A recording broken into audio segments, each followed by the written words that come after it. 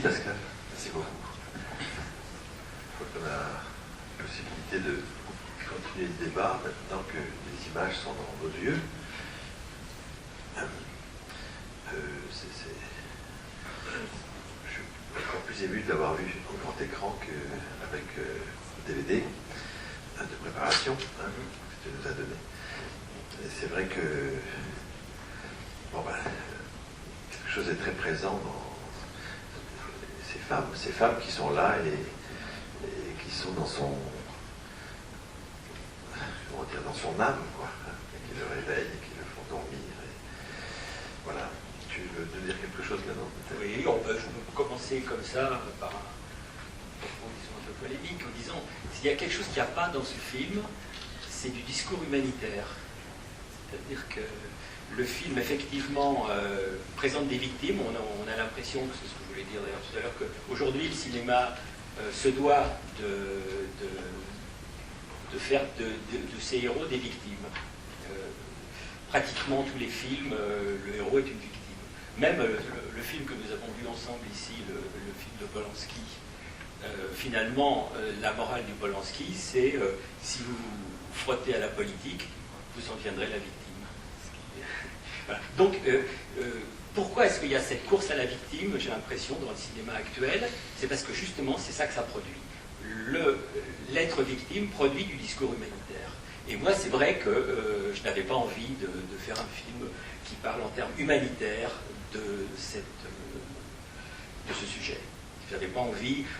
C'est vrai que je trouve que Lanzmann a raison de dire que le discours humanitaire, c'est celui qui arrive après tous les autres. Quoi. Celui qui arrive quand il est trop tard. Quoi.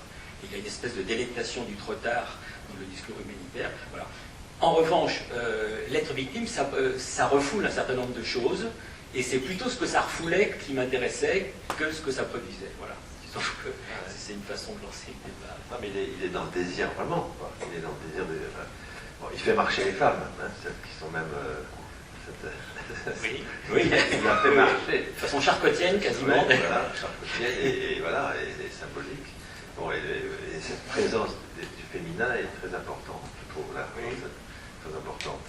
Voilà, oui, c'est vrai, non, il y a toutes sortes, il y a diverses virtualités de l'être femme, d'ailleurs, dans le film, la mère, la sœur, la femme désirée, il y a effectivement beaucoup de relations aux femmes possibles. Et à la voix, avec la voix. Il y a la voix, oui. Hein? Oui, la voix est un élément, effectivement. Alors moi, ce qui m'intéresse beaucoup, c'est la façon dont le figurable de tout ça est mis en scène, progressivement. Comment du figurable joue avec quelque chose de... C'est un peu mon dada dans ce rapport cinéma-psychanalyse, c'est la question de l'objet. On présente un objet particulier. Là, ici, ça me semble être le bateau. Bon, moi, j'ai vécu à Marseille, je sais que les bateaux, c'est extrêmement important.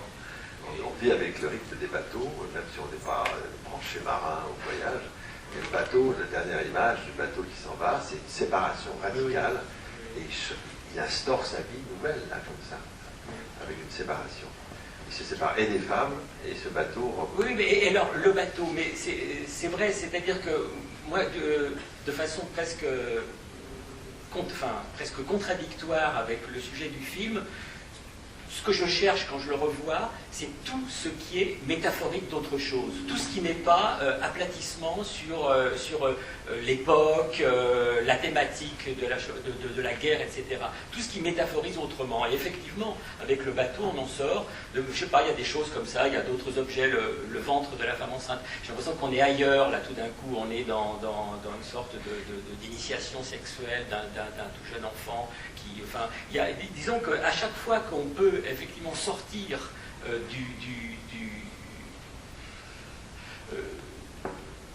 de l'intrigue, enfin du référent historique avec ce qu'il a aujourd'hui d'obligé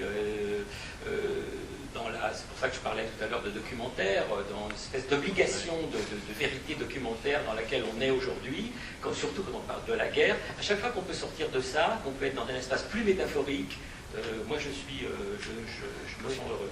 Oui, mais dans nos échanges déjà ailleurs, c'est vrai que la fiction n'est fiction cinéma valable que si elle nous a fait sortir de la fiction. Parce que toute bonne fiction contient un documentaire. C'est le cas. Oui, mais ça c'est... Le ghetto de Lodz, c'est... Oui. D'accord. Voilà. Alors ça, c'était une phrase, pendant très longtemps, c'était une phrase de Romer, hein, je crois. Et pendant très longtemps, moi, je me référais beaucoup à cette phrase, effectivement, le substrat documentaire, etc. Ça reste vrai, bien sûr. Mais aujourd'hui, ça a changé. Aujourd'hui, c'est devenu une sorte de terrorisme du référent. On n'ose pas montrer la guerre autrement qu'à travers des choses qui sont du tablable, enfin Et de la victime. Et de la victime. et du victime, et de la victime, Bon. et du victimaire, absolument.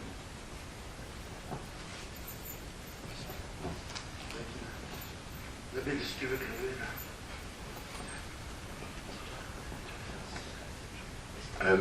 Merci pour votre film, mais j'aimerais revenir sur un de vos propos avant le film, justement sur ce que vous, comme ça, articulez avec votre originalité, je veux dire, entre documentaire et fiction. Et moi, il m'apparaît qu'il s'agit de toute autre chose. Il s'agit du rapport de la fiction avec le réel. Voilà. Et le réel contemporain, c'est pas la question ça ne serait pas la question de la victime ni du bourreau, mais du rapport à la mort. Et que cette mort donnée, injuste, dont on ne peut rien savoir, renvoie à quelque chose qui précisément amène la fantomatisation des personnages. C'est plus des victimes, ce sont des personnages qui nous font voir ce à quoi ils sont confrontés. Ils sont confrontés lorsque a surgi au cœur de leur histoire quelque chose qui va, comment on peut dire, aller à l'encontre de tout ce qu'ils ont pu espérer. Et que c'est là que vous arrivez, n'est-ce pas, avec cette présentation que vous faites, et vous nous donnez bien à voir la fiction dans laquelle vous nous amenez. Pour nous dire à chaque fois, même s'il y a ce référent de l'autre, vous nous amenez à chaque fois avec une insistance qui, pour moi, n'est-ce pas, nous fait comprendre la différence entre ce qu'est le personnage dans sa réalité à lui et les autres personnages qui sont dans l'imaginaire d'une autre histoire. Voilà. Eh bien, je veux dire que à partir de ce moment-là, pour vous,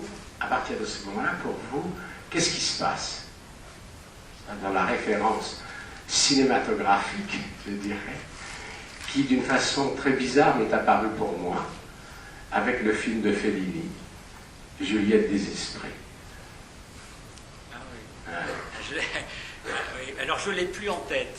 Je l'ai plus en tête, mais vous savez, c'est des choses qui arrivent très souvent dans le cinéma. C'est des choses qui arrivent très souvent. Tout d'un coup, je vais revoir peut-être ce film et je vais me dire, mais oui, mais c'est là que j'ai trouvé, et ça m'est arrivé sur tous mes films, que c'est toujours une référence oubliée, si vous voulez, qui est motrice, enfin, l'un des moteurs. Et quand je vois après coup le film, je comprends que ça a été moteur, mais peut-être faut-il que je l'oublie, je ne sais pas, vous voyez, pour que ça devienne moteur, comme ça. Mais c'est une piste, en tout cas, certainement passionnante. J'ai effectivement un rapport à Fellini très, très, très fort. Et pour vous, est-ce que, encore une petite question, est-ce que pour vous, le rapport entre ces trois femmes et le destin, les Moira, les trois parcs, oui, les trois femmes, était présent? Est-ce qu'il était présent pour moi dans votre dans ma vie? Non, dans la vie certainement, mais dans la façon dont vous avez construit la fiction. Est-ce qu'il y a une référence au destin à travers ces trois femmes? Pas explicitement. Non, pas explicitement, je ne peux pas dire ça. Non, je ne peux pas dire ça. Non, vous savez, j'ai été pris dans l'autobiographie, dans cette histoire, parce que cette absence de ces trois femmes a été très forte dans mon enfance. J'ai fait un documentaire, justement, qui s'appelle La théorie du fantôme, sur lequel j'essaie de montrer que sur les murs de l'appartement de mes parents, tous les tableaux qui étaient là étaient en référence à leur existence, mais une référence métaphorique, et en référence à la relation de mon père à elle.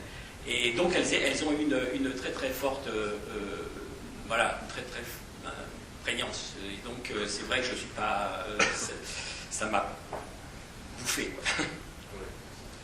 Dans le prolongement de l'intervention précédente, je pensais, moi, au thème des trois coffrets,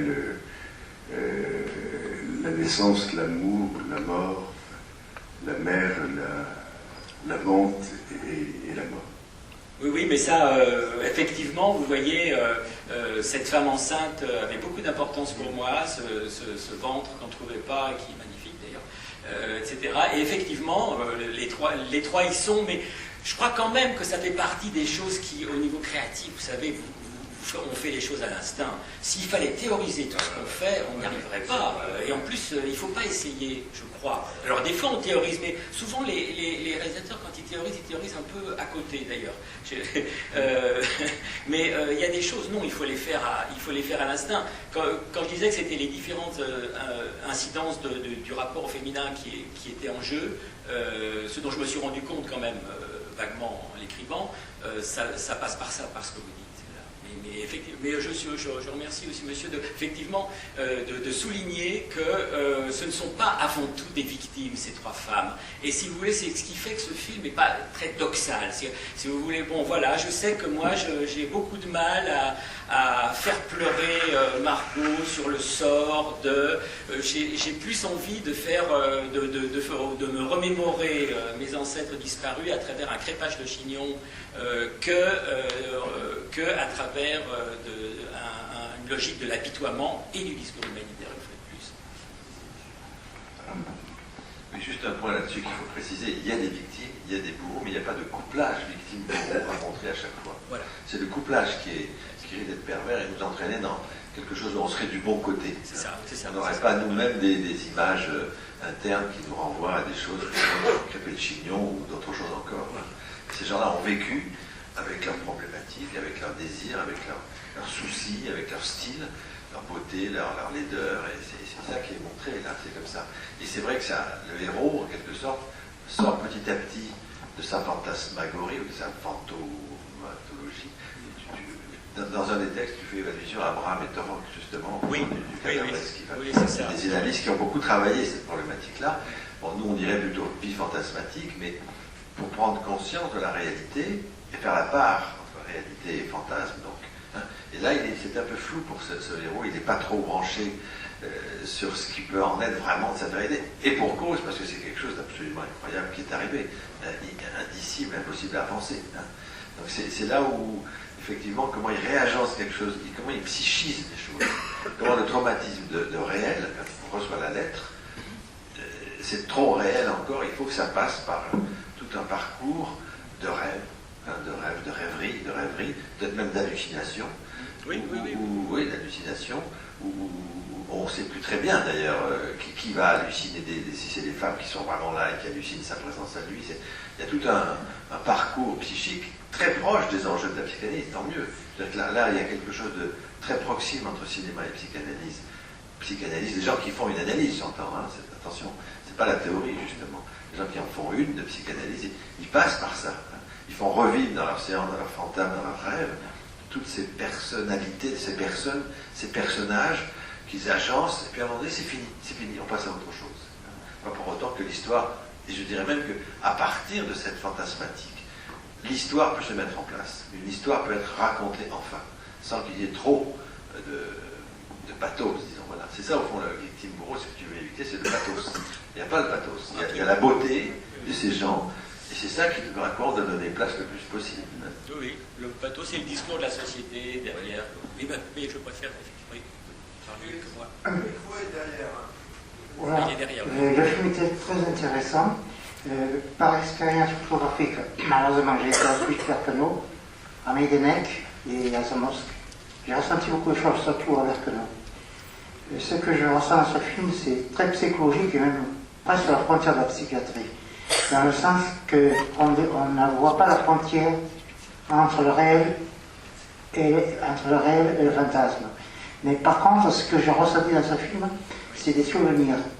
Et professionnellement, je suis corps médical, je me suis occupé des cas de déportés où je travaille, je ne peux pas en dire plus, mais je sais que j'ai ressenti beaucoup de choses, car parfois dans leur comportement ou même dans la psychologie, j'ai appris beaucoup de choses terribles de ce qui s'est passé.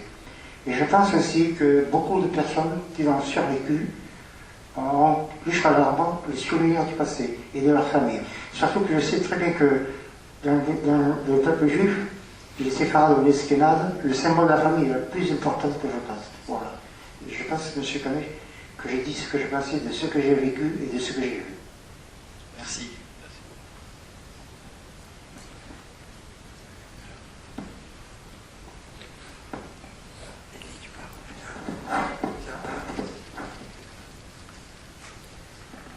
Non, moi je vais revenir un tout petit peu sur, ça m'intéresse, la problématique des victimes.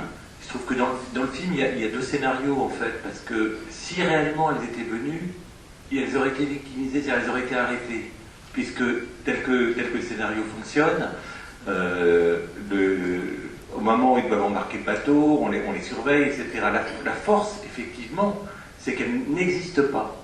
Et c'est ça et donc le réel est tout le temps appelé par cette absence, mais en même temps, si jamais il y avait eu cette présence, et cette présence, en fait, qui est-ce qui va être victimisé en protégeant ça? C'est les voisins qui sont au-dessus. C'est-à-dire qu'ils vont quand même malgré tout, et c'est pour ça que le film est fort aussi, parce qu'il y a une part de réalité, une scansion de la réalité, avec la violence de cette réalité et de la mort des voisins, il y a de ceux qui la...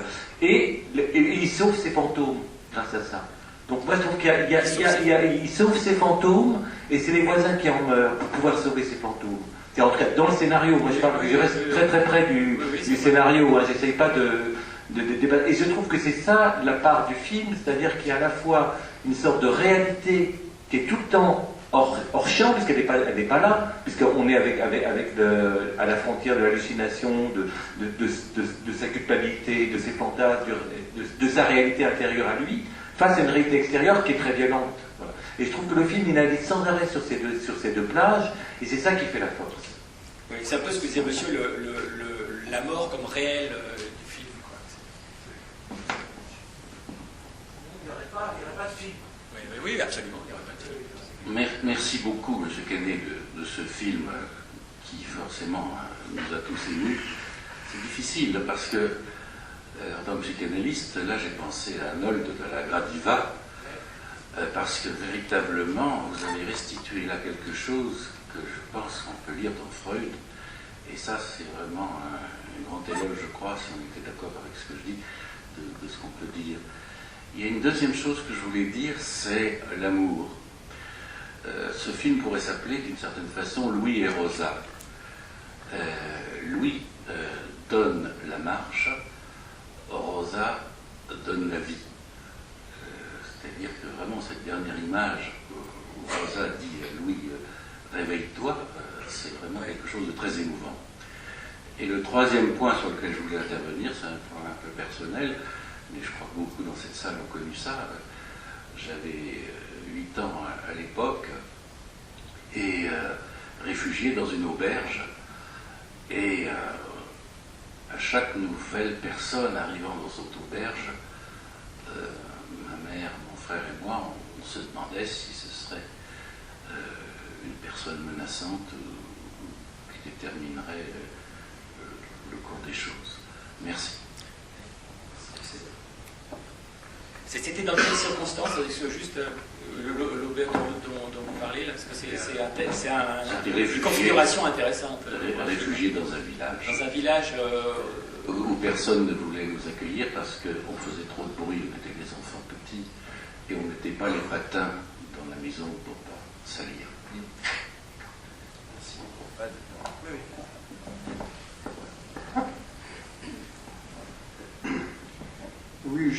du mal de suivre un peu les discussions qu'on suit parce que je suis un peu malentendant. Ce que je voulais dire, c'est qu'en voyant ce film, on peut tout de même dire que le personnage principal, qui n'arrive pas à oublier, il a beaucoup de chance parce que le souvenir qu'il a des siens est un souvenir de voir des gens bien nourris, bien habillés, élégants, qui ont une certaine joie de vivre, et c'est comme ça qu'il les voit, et c'est vrai qu'il les a perdus. Jamais il n'arrive pas à les oublier, et cela perturbe pas mal sa vie quotidienne, enfin sa vie tout à fait normale, normale. Et je pense qu'il faut aussi imaginer quelque chose en face de cette vision, quelqu'un qui a vu le sien souffrir dans ce même ghetto lodge que vous avez évoqué là, et dont vous avez montré quelques images très brèves, et de savoir comment on peut oublier, de voir les siens, les parents, les très proches souffrir moralement surtout et physiquement pendant 4 ans, et vous arrivez à survivre tout de même et faire une vie, disons, normale entre guillemets.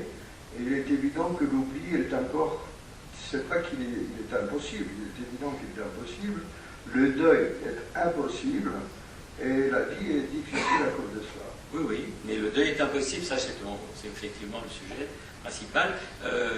Je suis d'accord, c'est vrai que c'était une famille bourgeoise et que les souvenirs antérieurs à la guerre qui sont déplacés, là, les sœurs qui se disputent, des choses comme ça, sont des choses de famille heureuse. Néanmoins, il y a effectivement, quand même, leur chute est quand même montrée dans le film, à travers cette scène brève, certes, du ghetto, mais quand même réelle. Il y a une chute quand même vertigineuse aussi dans la mémoire du personnage. C'est associé. Et puis il y a quelque chose de physique même. Vous voyez, j'ai fait une sorte de pustule que l'une d'entre elles a et qui augmente de taille, voilà, et qui est la métaphorisation de ça.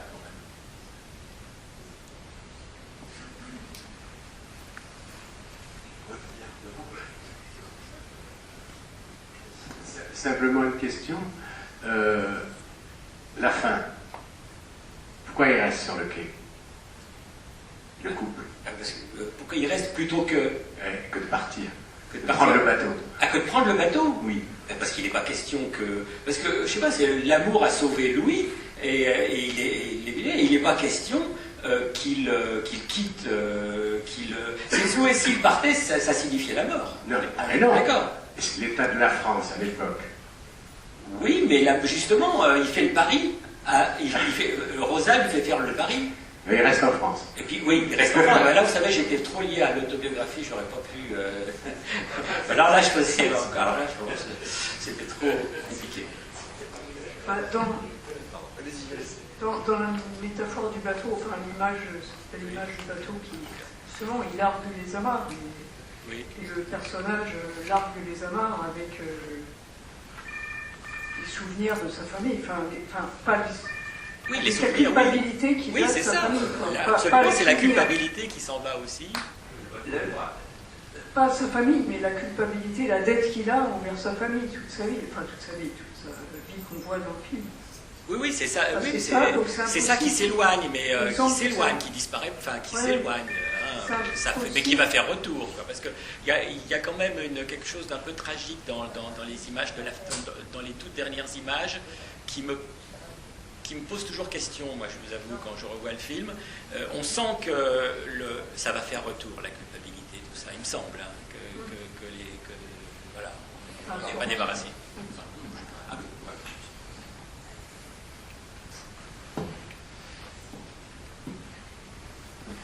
Il me semblait alors pas que... je préfère écouter plutôt les... Oui, non, moi je préfère écouter monsieur.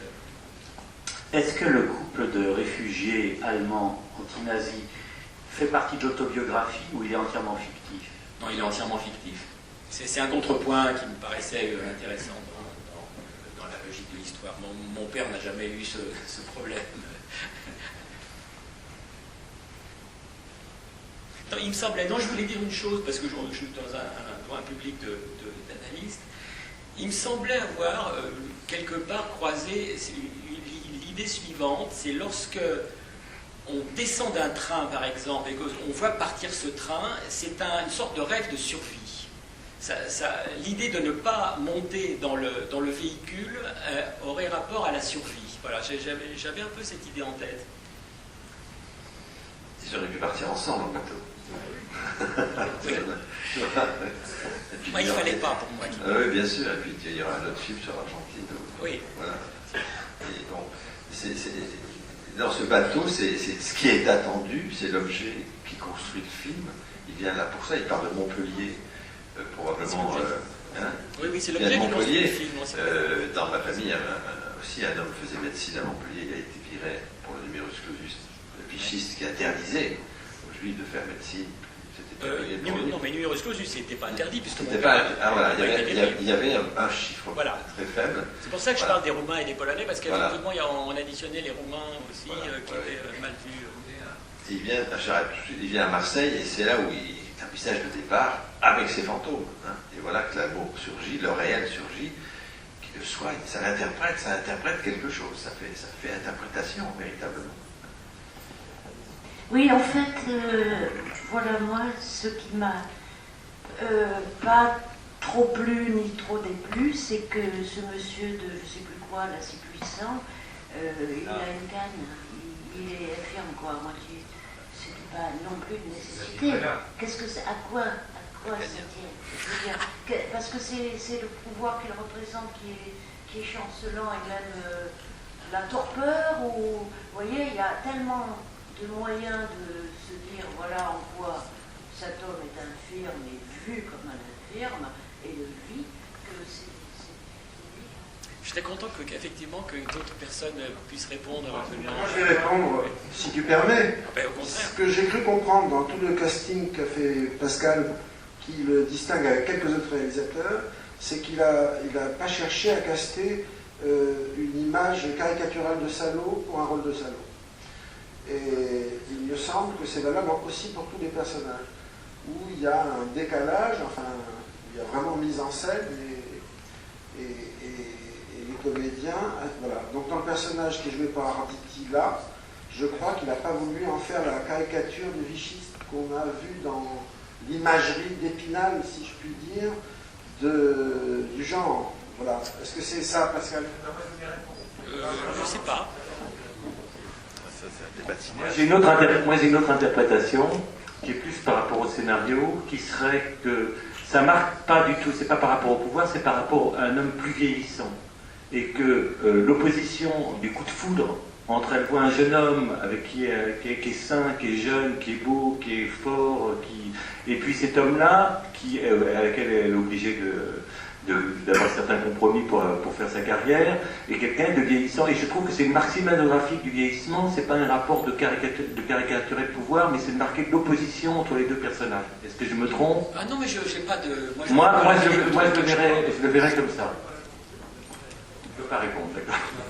Monsieur Yana. Oui, moi je voudrais revenir à la métaphore, parce que je suis effectivement assez sensible et que la métaphore c'est très important dans les films. Donc c'est juste notre point de vue aussi sur ce bateau qui part, qui pour moi dans les métaphores c'est justement la métaphore d'aller vers l'au-delà, c'est-à-dire le mouvement vers la mort. Et je me dis finalement, c'était aussi très poignant et très juste le petit mot qu'il laisse le lendemain où il a passé cette nuit avec cette femme qu'il aime. Il fallait qu'il aille jusqu'au bout, c'est-à-dire aussi pour peut-être se permettre de faire le deuil et de pouvoir entendre ce qui est écrit dans la lettre, parce que justement elle lui rappelle ce qui est écrit dans la lettre au moment où le bateau part. Lui déjà inconsciemment, il avait besoin d'aller faire ce geste qu'il ne comprenait pas, mais qui... Voilà. Oui, moi voilà, donc je l'ai senti comme ça. Tout à fait d'accord.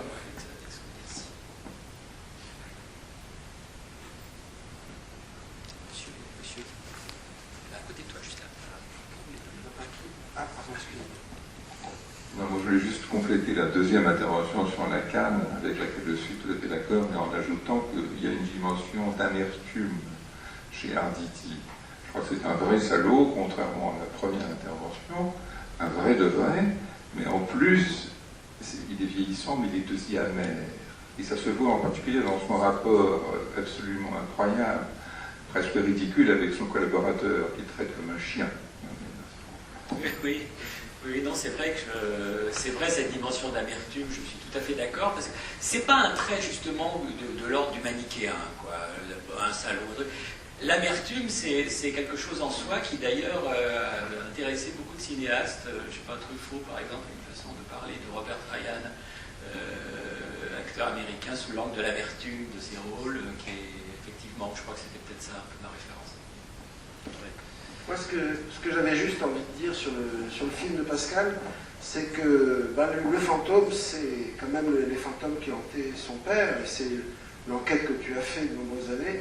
Et ce qui me touche beaucoup, c'est le courage que tu as eu d'interpréter et de créer à partir de ça, ce qui n'est pas évident. Et moi, je constate, parce que c'est ma génération, que les enfants de survivants ou de ceux qui ont accompagné les survivants sont ceux qui sont dans la pire difficulté pour créer. Et ce qui est courageux, je trouve, c'est de l'avoir fait d'une façon autobiographique. C'est pas la tienne, mais c'est l'enquête que tu as fait. Donc, et d'où ce petit portrait, par exemple, dans la vitrine du marchand de tableaux à Bruxelles. J'ai envie de te demander si c'est le tableau que tu as, sur lequel tu, puisque je n'ai pas vu Fantôme. Est-ce que c'est le tableau qui était chez toi? En effet, le tableau. Et qu'il y a un certain nombre de signatures comme ça dans le film que tu es le seul à pouvoir connaître. On a envie de te demander, est-ce que les lettres sont les lettres que tu as trouvées dans les papiers de ton père, par exemple? Oui. Voilà. Donc tu as vraiment créé à partir de quelque chose de très personnel qui a touché infiniment de gens en France et ailleurs, pour ce qu'on sait en France. Et le vrai courage, enfin mon sens, c'est d'avoir réussi à aller à cœur sur ton père finalement, parce que c'est pas du tout ta biographie. Vas-y. Oui, c'est qu'il n'y a pas plus analyste qu'un fils par rapport à son père. Il n'y a pas plus analyste, événement, Shoah ou pas. Je veux dire qu'on va. Et c'est là où c'est la richesse du film, c'est qu'indépendamment de l'horreur, le fils reste fils par rapport à son père. Toi, réalisateur, tu filmes quelque chose de la vie psychique de ton père, d'un père qui serait le tien. Et du coup, le monsieur à la canne apparaît comme une figure paternelle sadique qui est telle qu'on va lui prendre sa femme. Elle est d'abord à lui, et puis il la lui pique, elle est vraiment à lui ensuite, et l'autre il veut se venger, etc. Et c'est la structure même du désir qui se déploie.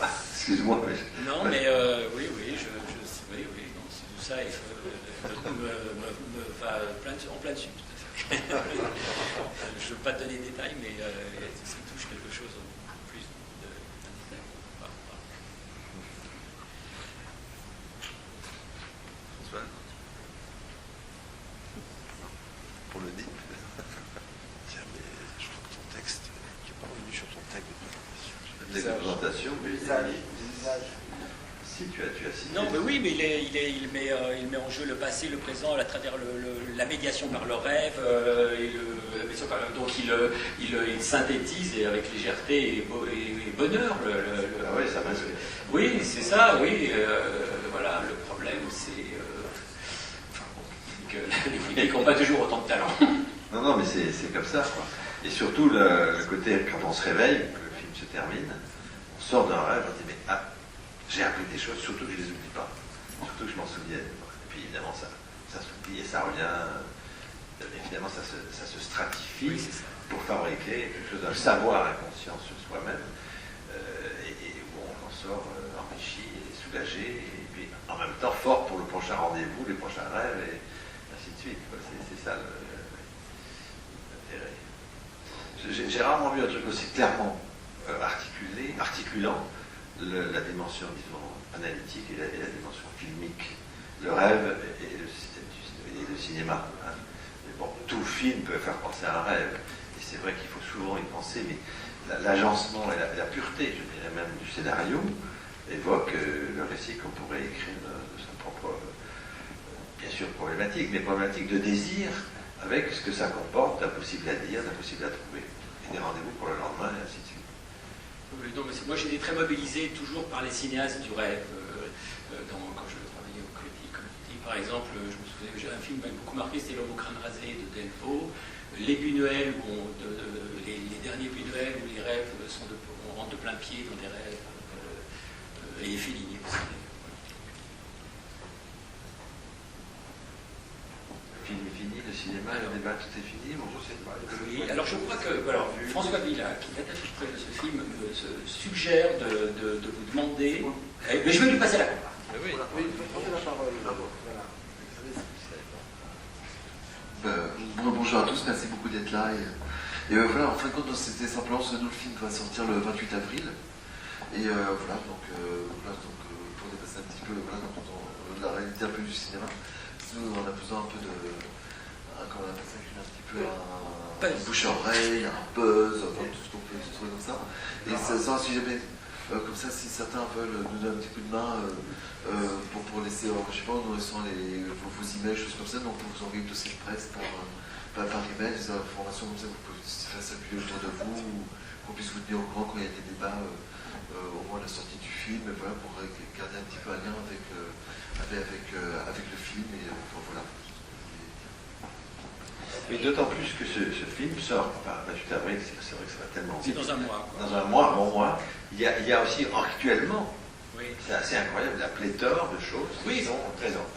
Liberté sur les tziganes, là. Oui, c'est fou, le film du Castel. L'arbre et la forêt de Castel, sur les déportés homosexuels. Bien sûr, la RAF qui passe ici. Bon, on ne sait pas qu'il faut faire aider la critique ou la louange, mais c'est vrai que ça passe sur le Maldives. C'est vrai que Madame Simone Veil vient de recevoir, pas par hasard, son trajet à l'Académie française.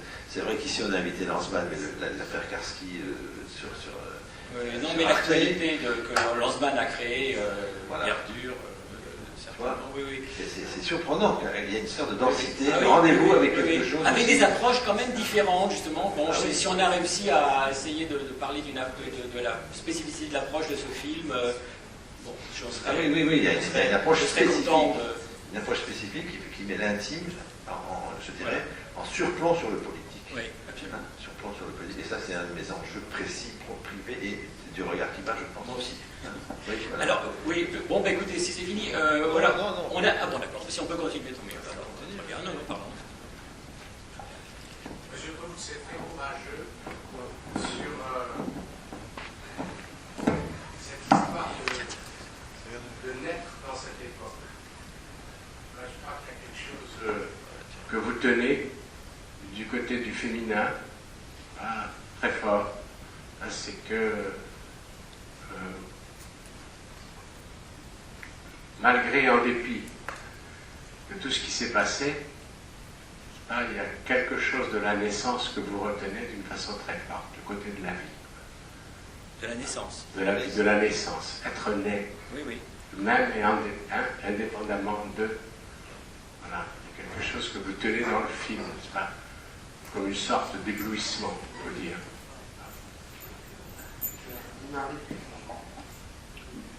Bon, moi je voudrais vous remercier et du film et de ce que vous avez dit sur pas de victimaire ou d'humanitaire victimisant ou etc. Je pense, comme quelqu'un l'a dit, que l'épisode de l'assassinat au fond du couple et de la femme enceinte est extrêmement important parce qu'il fait la part justement de cette réalité qui a existé et du rêve. Et quant à ce qui est du rêve, eh bien moi je trouve que c'est formidable, Jean-Jacques l'a dit tout à l'heure, mais je veux dire, quand nos morts viennent nous hanter, ils sont comme vous les présentez. C'est-à-dire qu'à la fois ils sont magnifiques et à la fois ils sont super chiants par moments. Parce que quelque chose revient de la vie réelle et on a envie qu'il soit là, c'est pourquoi on en rêve, c'est bien la réalisation du désir qu'il ne soit pas mort, et en même temps pourtant quelque chose nous rappelle que par moments ils nous ont excédés. Et c'est toujours très bien montré, parce que par moments il s'en va, par moments il ne supporte pas derrière le rideau les ombres, il les hallucine aussi quand il est dans le restaurant, et en même temps sa culpabilité intervient, et comme je crois Bénédicte l'a dit tout à l'heure, je pense aussi que l'intervention finale et merveilleuse qui fait chuter d'un seul coup, mais grâce à l'amour de Rosa, la culpabilité. Car c'est la culpabilité qui fait l'hallucination constante. C'est-à-dire maintenir malgré tout ce qu'il n'a pas fait. C'est pourquoi la mère reproche sans cesse qu'elle ne compte plus, que la famille ne compte plus, etc. C'est sa voix intérieure, évidemment. Ça, c'est parfaitement fait et avec une extrême délicatesse. Et je pense que par rapport à d'autres films sur le même sujet, qui sont un peu lourdingues, même si de bonne volonté, votre film échappe tout à fait à cela. C'est pourquoi il est émouvant délicatement, je dirais éthiquement. Et de cela, bravo et merci. C'est le plus beau compliment que vous pouvez me faire. Merci.